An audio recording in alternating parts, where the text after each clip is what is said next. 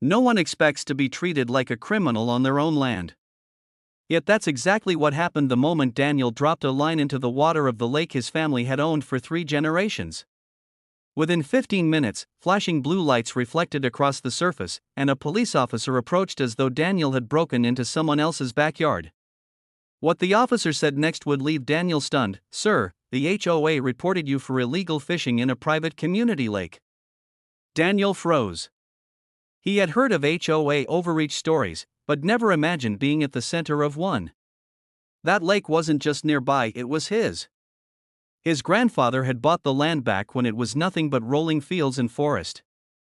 The deed, carefully locked in a safe, clearly marked the lake as part of the property. Still, here he was, being told he was trespassing. Curiosity stirred beneath his frustration. Why would the HOA, a neighborhood association that had only existed for a few years, suddenly target him?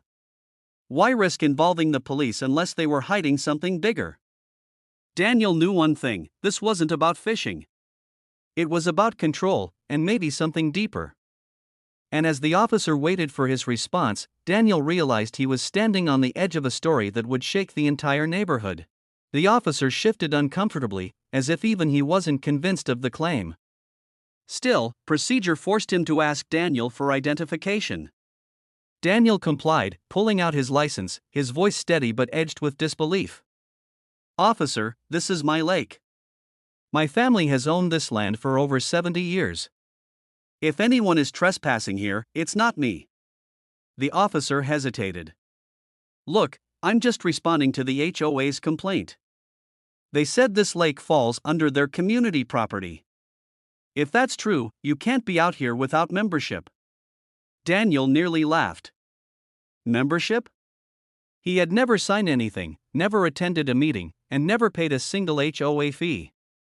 The very idea that a group of neighbors could claim ownership of his land was absurd.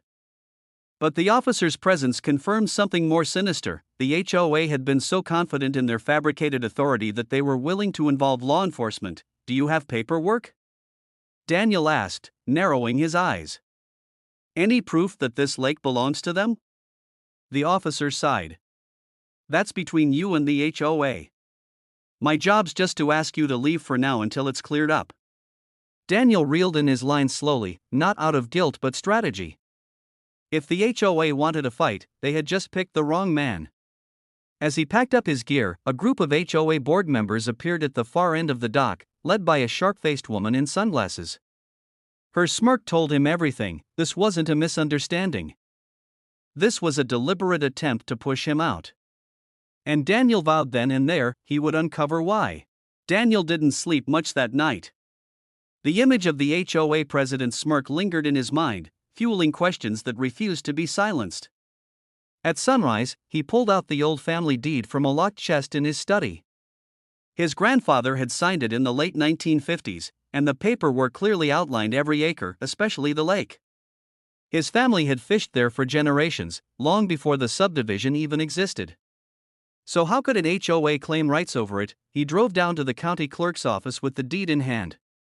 Behind a stack of papers, the clerk squinted at the documents, then frowned.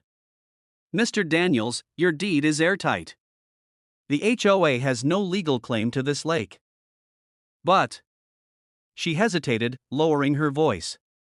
"They've been filing maps for years that include your lake as if it's part of their community. Most residents believe it belongs to them. It's not official, but they've acted like it is." Daniel's stomach twisted. So this wasn't ignorance, it was a pattern of deceit.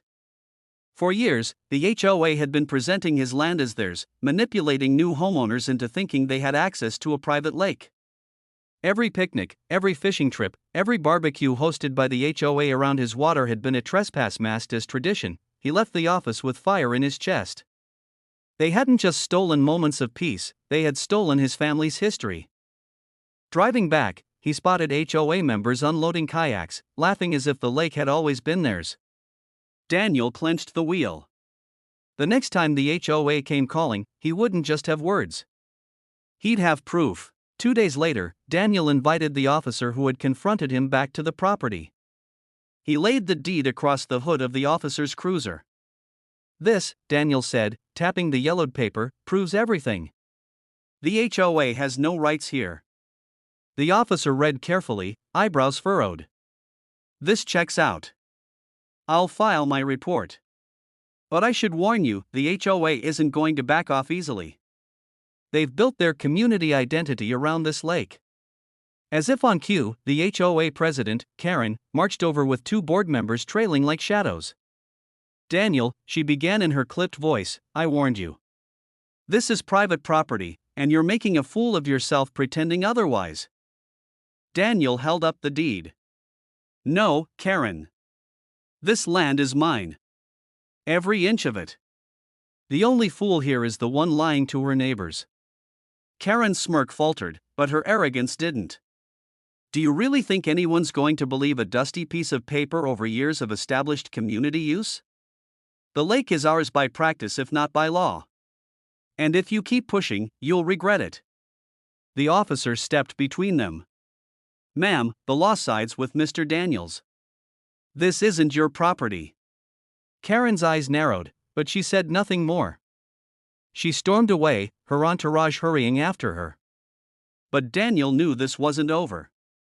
Karen wasn't just protecting a lie, she was protecting something bigger. Something worth fighting for. And he was determined to find out what. Late that evening, Daniel walked the perimeter of the lake, trying to cool his anger. That's when he noticed something strange, new concrete slabs near the waterline. Fresh construction, half hidden under tarps.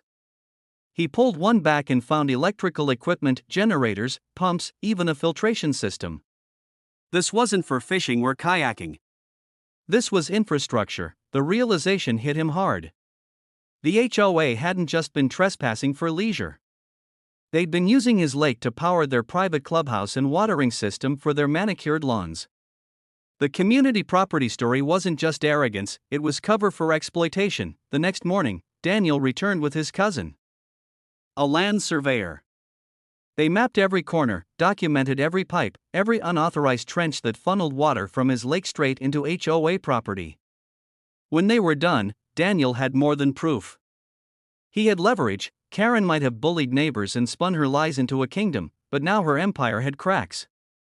And Daniel had every intention of widening them until the whole HOA house of cards collapsed.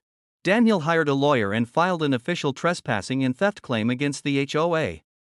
The case spread through the community like wildfire. Neighbors who had once believed Karen's words began asking questions, their faith shaken. For the first time, cracks appeared in her control. At the first court hearing, Karen strutted in with confidence, her sunglasses perched like armor. But when Daniel's lawyer laid out the evidence, photos of the pumps, documents of the pipes, and the original deed, her confidence wavered. The judge leaned forward. Mrs. Karen, do you deny that your HOA has been using Mr. Daniels' lake for private purposes without his consent? Karen's lips tightened.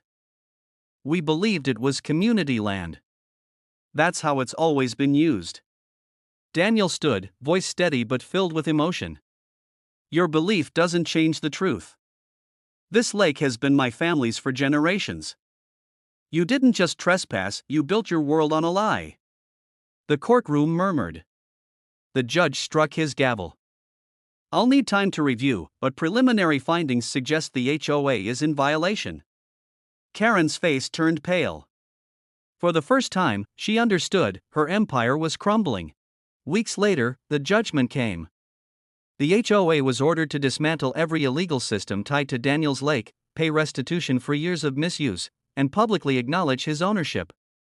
Karen's power evaporated overnight. Homeowners she once controlled now turned their backs, furious at her deception. Daniel stood by the lake, watching workers tear down pipes and pumps. For the first time in years, the water reflected freely, untouched by hidden theft. His brother joined him, fishing pole in hand.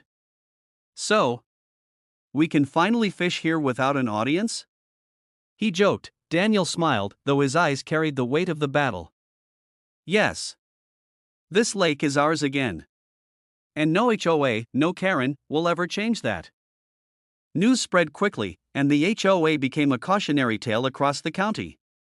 Daniel hadn't just won his lake back, he had exposed the cost of unchecked greed. The truth had prevailed, and with it, his family's legacy had been restored. He cast his line into the calm water, the ripples shimmering under the sun. Justice wasn't just written in court, it was written here, in the quiet peace of his land finally reclaimed, and that was the final twist in this unbelievable HOA story. If you love the drama, don't forget to like, subscribe, and drop a comment sharing your thoughts. It really helps this channel grow.